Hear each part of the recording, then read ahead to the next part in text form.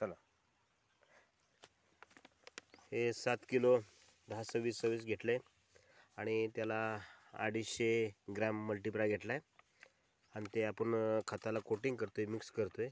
खताला कोटिंग झाल्यानंतर आपण पेरणी करणार आहे. चला कोटिंग चालू करूया. मल्टीप्लायचे कोटिंग करतोय आपण. पूर्ण काळं झालं पाहिजे खत. हा, पाणी नाही टाकायचं, तसंच हलवायचं आहे. कोटिंग करा त्याला.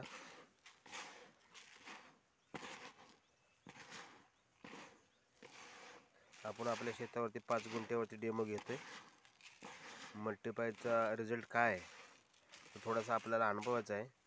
आणि मल्टीप्लायने रिझल्ट दिला तर आपण कोयनामाई सेंद्रिय शेतकरी गट आहे, त्या गटाला प्रवृत्त करून 80 शेतकऱ्यांना मल्टीप्लाय देण्याचं काम आपण करणार आहे. पण याचा रिझल्ट पहिला आहे, आपण स्वतःहून घेणार आहे. आणि रिझल्ट आल्यानंतर आपण सर्व शेतकऱ्यांना त्यांचं मार्गदर्शन गायडन्स करणार आहे आणि सर्व शेतकऱ्यांना आपण देणार आहे. भरघोस उत्पन्न आणि सेंद्रिय शेती करता मल्टीप्लायचा योग्य वापर करणं हे फायद्याचं की तोट्याचं हे आपण डेमो झाल्यानंतर आपल्याला कळेल. ओके. सगळं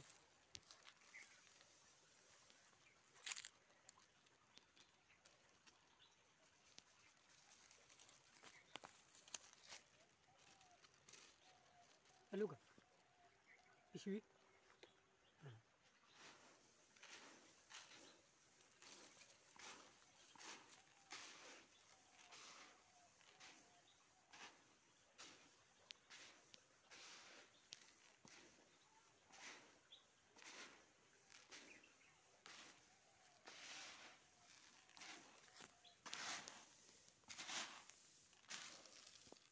काढ वरनं, खाल्लं की सगळं काळं करून टाक.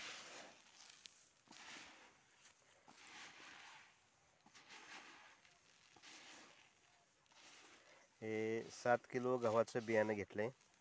याला मल्टीप्लायर घेतला आहे 100 ग्राम आणि ते बियाण्याला आपण लावतोय. बीज प्रक्रिया करतोय आणि बीज प्रक्रिया झाल्यानंतर थोडा वेळ सावलीत ठेवायचा त्याला.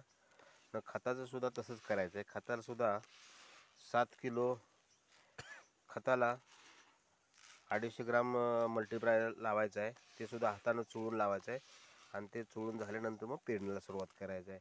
बघू आपण हा पहिलं मिक्स बीज प्रक्रिया करून घेऊया आणि नंतर खताला कोटिंग चढवूया मल्टीप्लायरचं. नंतर मग पेरणी करून घेऊया. का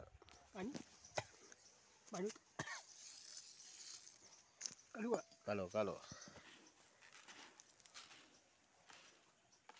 करा मिक्स एकदम.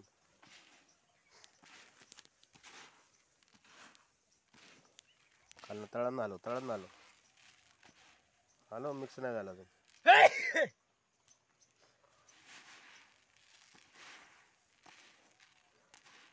पूर्ण मिक्स झालं पाहिजे.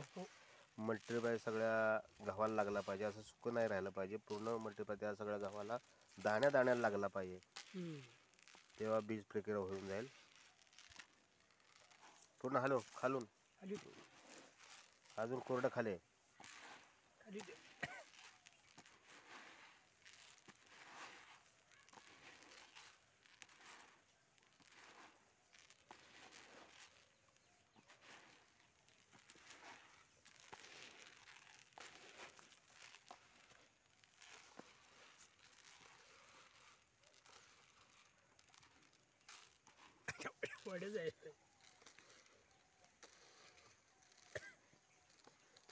हॅलो, अजून खाली तळ हातात घाल.